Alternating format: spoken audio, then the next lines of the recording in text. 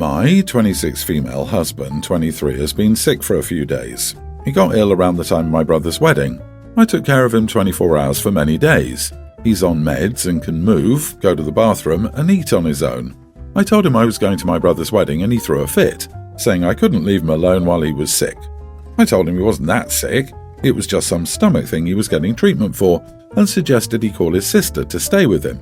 He said no and told me to miss it. I got upset and bluntly said no and that he could survive for a few hours while I attended the wedding. He sulked, and as I was leaving, he said he hoped I won't ever come back. It hurt my feelings, but I know he was just mad and didn't mean it. At the wedding, I got a text from him saying he lost balance and fell off the stairs and hurt his back. He said he was in a lot of pain. He threw up and couldn't move and insisted I get home ASAP. I freaked out and started calling his phone, but he didn't answer. I thought he must have passed out, and I freaked out even more. I got in my car and drove back to our house immediately. When I got home, I rushed towards the stairs while calling out his name, but he wasn't there. I started to really freak out. I ran into the bedroom and found him in bed drinking juice, and as soon as he saw me, he put the phone down. I instantly knew he lied, so I lost it on him and started yelling, saying he freaked me out and caused me to miss my brother's wedding for nothing. Absolutely nothing. He said that he'd already told me I couldn't leave him alone in the house and that this very scenario could have happened if I stayed there any longer. I yelled at him, calling him horrible, which made him cry. He started crying and throwing his juice all over the place. I had to step out and call his sister, thinking she'd come help, but she came and started cussing me out, saying I had a lot of nerve expecting her to back me up after I so carelessly left her brother alone at the house in that state just to attend a party. We got into an argument and I went to stay with my family. My brother understood when I explained the situation to him. My husband and I haven't seen each other since then, but his sister kept saying I had no right to scream at her brother and cause him to have a panic attack, and said that he at least was straightforward with me from the start, but I chose to be dismissive. Was what I did dismissive? He started crying and throwing his juice all over the place. OP? Hun? Babe? Those are the words you use to describe what I'm assuming to be a full-grown adult male. Girl, throw the whole man out. Seriously, your husband is a lying, manipulative, selfish idiot, and you know it. You deserve better than trash. Just how old is this guy exactly? Drinking juice in bed and throwing a tantrum. You know it's illegal to marry a child, so why does your fully mobile husband need 24-hour care for a stomachache? What can't he do or get for himself if he's alone? What are you doing for him when you're there that is a priority? How much of this behavior extends into your everyday life regarding housework, errands, etc.? He sounds like the sort of man who belongs back at mommy's house as a singleton with his other sister. Your husband lied about a medical emergency just to get you to run home and continue to baby him. He doesn't want to take full responsibility for his crappy actions, so he tries to shift the blame onto you. He's now giving you the silent treatment, which should never happen in a relationship, especially in a marriage. He's 23 years old and still acting like a child. His sister is full of crap. I'm assuming he lied to her about this situation. He didn't have a panic attack and you weren't dismissive of him. Sis, get out of this relationship. This is only the tip of the iceberg of what he's going to pull when you do not do as he says when he says it. He is a controlling, highly manipulative person and actively seeking to destroy your relationship with your family. Let's be clear, this was about control. Seriously, sis, please just leave. Pack bags, call your family to help you move out, and file for divorce. This is divorce-worthy because of the true malice behind it. I, 31 female, have a great relationship with my family. We get together on most Sundays to make an early dinner. We alternate between my parents hosting or hosting at my husband's and my home. I also have a younger brother who's 27. He lives alone. So yesterday I was hosting dinner. It was going to be my parents, my mom's best friend who was up visiting them, my brother, my husband and I. I planned a nice meal: roasted chicken, mashed potatoes, asparagus, roasted squash, stuffing, cranberry sauce, roasted Brussels sprouts with apples and bacon. About an hour before we planned on eating, my brother texted me to let me know his girlfriend Becky, 32, was with him, along with her child Judy. Not a huge deal, but a little more notice would have been appreciated. Both his girlfriend and her kid are vegetarian.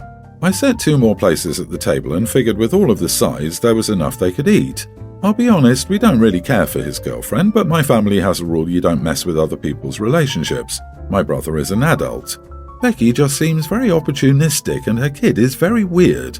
They've been together 8 months, have broken up twice, and after 6 months, asked if she could move into his place because it's in a better school district than her apartment.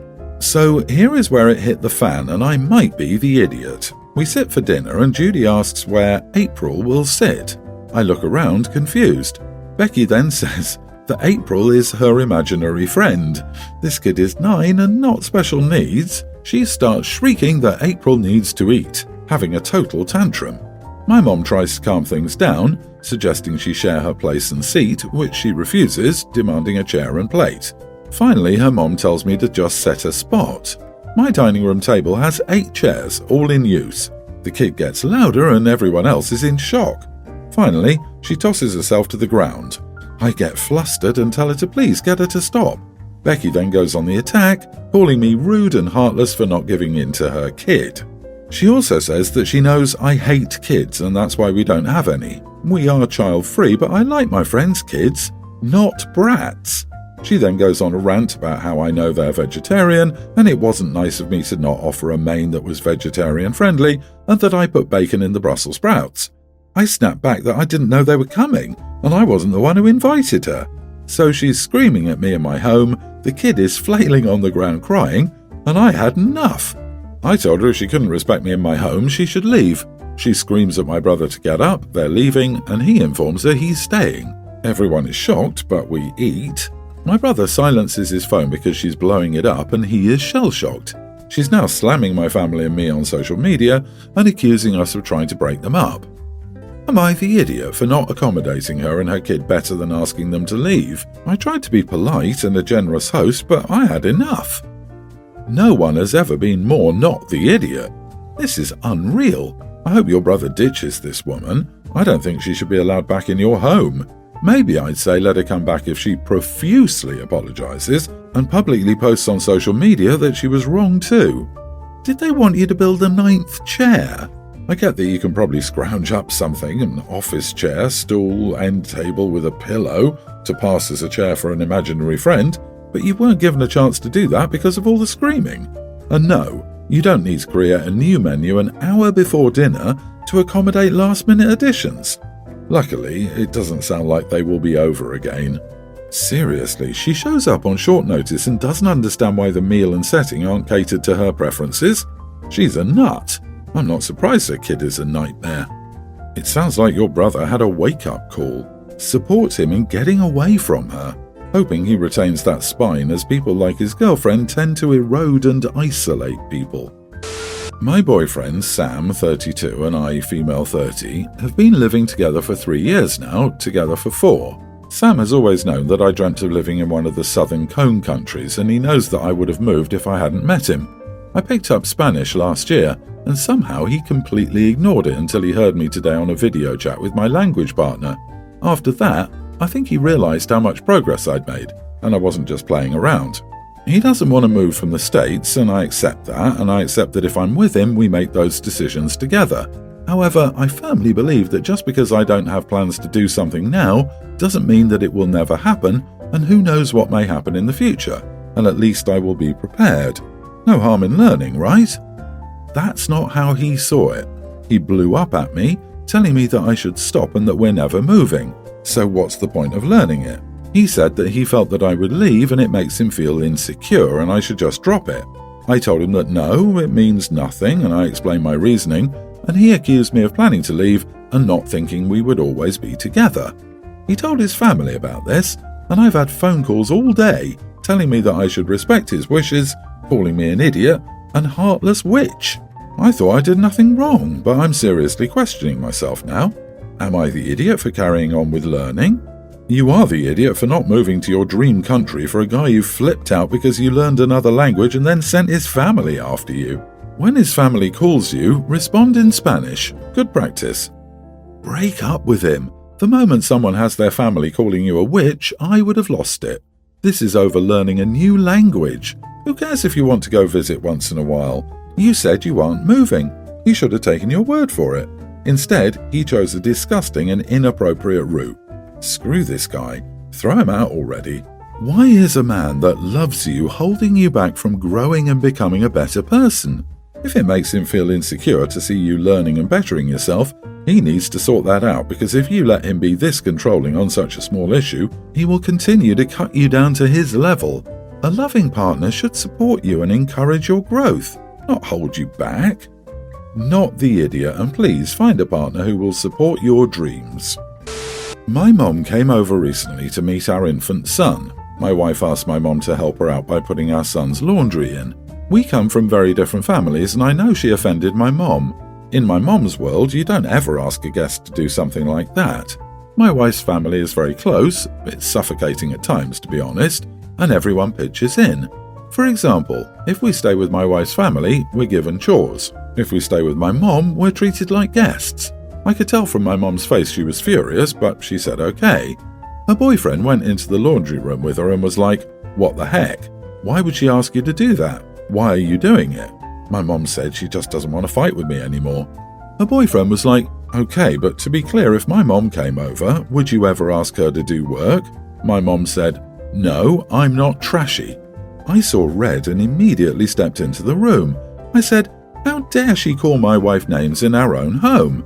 My mom tossed the things at me and said, "Good, I can wash them as it isn't her house, and she didn't choose to bring our son into the world." I said she crossed a line by calling my wife names in her own home. I told her to get the heck out, and she isn't half the woman my wife is. My mum told me we were both trashy and she was done with us. My grandparents were furious when they heard and chewed me out for being entitled. Not the idiot. Don't visit home with a newborn for more than 5 minutes if you don't intend to help them out. Family helps. Guests don't necessarily. Tell your mother that if she wants to be a guest, she's welcome only when you invite her, and she is only privy to guest information about your life. I'm baffled by people who show up to houses with babies and expect to be waited on instead of pitching in. When I had babies, my mom, Sunday school class members, friends and Bible study leaders all dropped in for weeks to bring food, bathe babies and let me nap. Some even volunteered to vacuum. Then I did the same for my friends when they had babies. You are the idiot. You know that your mom's and your wife's expectations do not align, so it was your job to smooth things over. This means you tell your wife ahead of time not to ask your mom to help, but instead to ask you and you take over the extra chores. Unfortunately, that also means that you tell your mom things are hard with the new baby and you're not able to host right now. Does she still want to come knowing that she will need to pitch in with dishes and the household, or would she rather wait until you're more settled? You set both women up for failure by letting this play out the way it did. And even then, instead of de-escalating the situation, you went nuclear. This was stupid and short-sighted unless your mom is otherwise a bad person. Now you've created a big mess. There are no winners here, only losers thanks to you. Ever since I was born, I, female 25, was very close with my Uncle Peter, 47. I had better contact with him than my parents and siblings. What's important for the story, Peter is extremely religious, which sometimes affected our relationship, but never too much. If anything, for some time, it fueled me to be more religious myself. Later, I grew out of it. When I was 19 or 20, I was in a terrible place regarding my mental health, but I was never hospitalized because of my family's beliefs and social pressure. We live in a small town where mental problems are severely stigmatized. For what matters, eventually I received some semi-professional help and nowadays I'm doing all right. However, at the time, I had no one else to ask for help, so I turned to my Uncle Peter. I told him about some of my thoughts and problems, expecting him to give me some advice or at least support. Instead, he told me some very cruel and rude things which no person should ever hear, especially not one in a mental crisis. He also leaked what I told him to other family members. It resulted in a big argument, and ever since then I've done my best to avoid the uncle. When I can't avoid him, at family gatherings and things like that, I'm civil toward him but try not to interact with him. Most of my family accepted it without bigger problems, but it really hurts my grandma, 69, as she thinks that family should stick together no matter what. As it happens, Grandma is very ill and she has only weeks left now. Recently, she organised a family gathering, something like the last get-together before her passing. She disposed of some of her things, resolved some matters, and expressed her last wish, which is for Uncle Peter and me to reconcile, in front of the whole family, 20 people or so. I refused. I don't want to lie to her on her deathbed, and I simply cannot forgive my uncle for what he did. My parents and siblings support me, but most of the other family members tell me that I should agree to reconcile, even without doing so. Grandma is disappointed in me, and my uncle openly calls me cruel and unchristian. Maybe I should really lie. Am I the idiot? Edit. My uncle never apologized for what he said. As far as I know, he thinks he didn't do anything wrong. Grandma knows about some things that he said to me, but in her defense, she knows neither how serious my situation was at the time, nor what he said to me. Not the idiot. You don't owe it to anyone to reconcile with someone who was crappy to you. For your information, attempting to shame something based on being Christian or unchristian is code for somebody wanting you to agree with them without explaining their reasoning. A wish is just that, a personal desire. You can't force others to fulfill them for you, especially when it goes against their deepest feelings and desires.